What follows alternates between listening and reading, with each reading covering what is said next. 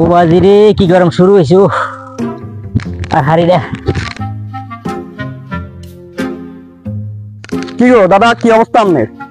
আরে কি আর অবস্থা, এলাকা যেদিন শুরু হয়েছে সমাজটাই নষ্ট হয়ে যাবে। ও আচ্ছা আচ্ছা, কি সমস্যা?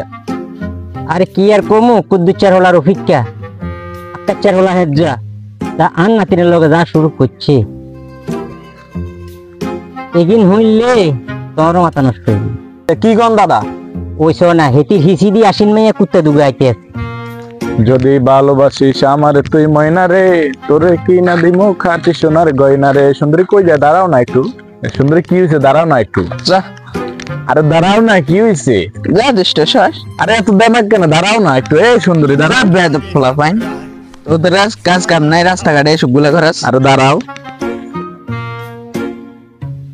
আসসালামু আলাইকুম। ভালো আছেন নানি? আলহামদুলিল্লাহ, কেমন আছো? এই তো আছি মোটামুটি ভালো। ভালো আছেন? আলহামদুলিল্লাহ। আচ্ছা তোমার না বোন একটা আছে? জি আছে তো। কোন ক্লাসে পড়ে?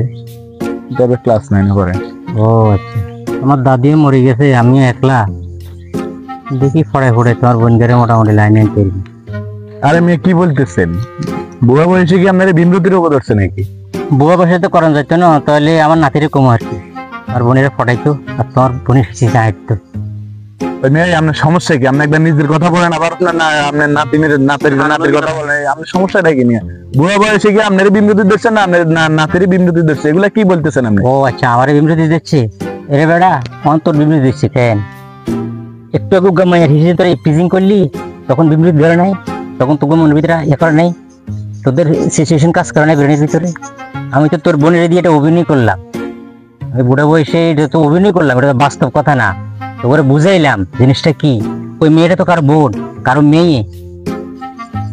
ওরা কি, ওরা যদি দেখতো ওই ঘটনাটা, ওই সমস্যাটা, ওরা কি বলতো? ওরা নিজেদের বিবেক নিয়ে চিন্তা করে দেখ।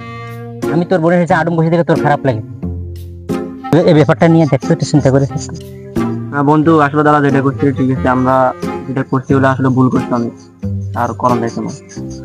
সরি দাদা, আপনি আমগো দিলটা খুলে দিচ্ছেন, মন মানসিকতা খুলে দিচ্ছেন, এর জন্য ধন্যবাদ আপনাকে। আসলে আমরা হয়তো বুঝতাম হারি নয় আর কি, বা অল্প বয়সী মানুষ আমরা আসলে দূরে ভাবি নয় কি হইব না হইব। ঠিক আছে, আপনি যেটা করছেন ওটা ঠিক আছে। আমরা এখন থেকে ভালোভাবে চলার চেষ্টা করবো, ভালোভাবে চলবো। নাম করে ক্ষমা করে দিন, আমরা এখন যাইতেছি। ঠিক আছে দাদা? আচ্ছা যাও, তোমরা যে ভুল করছো, তোমরা ভুল স্বীকার করছো, ধন্যবাদ তোমাদেরকে। তবে এগুলো করো না, এগুলো আমাদের সমাজ বিরোধী কাজ, রাষ্ট্র বিরোধী কাজ, আইন বিরোধী কাজ, আমাদের ইসলাম বিরোধীও কাজ, ঠিক আছে দাদা। পারিবারিক বিরোধীও কাজ। দাদা আসি তাহলে। আচ্ছা ঠিক আছে, ওয়ালাইকুম আসসালাম।